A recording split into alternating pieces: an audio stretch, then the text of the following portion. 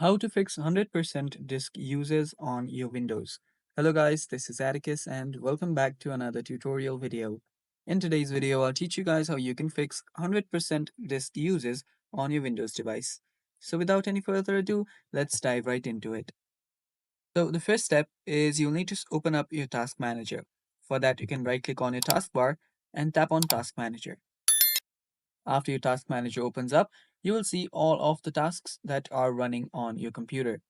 So after you here, simply you can end the task which you are not currently using.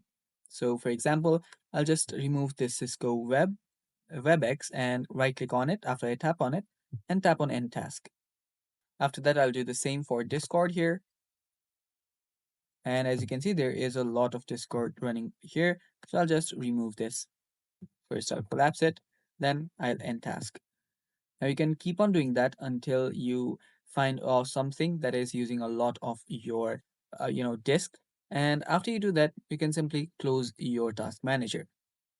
Now, what I recommend you guys do is you will need to end some services which you do not want to be running. So for that, simply press Windows plus R key. And after your run opens up, you'll need to search for services.msc. Open it up.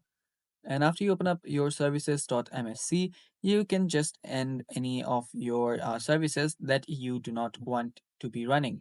So yeah, you can simply find any you can simply find any service that you think is not a run that you think should not be running, and you can press on it. So let's simply search for something here, and let's right click on it, and after you right click on it, you should see a stop button.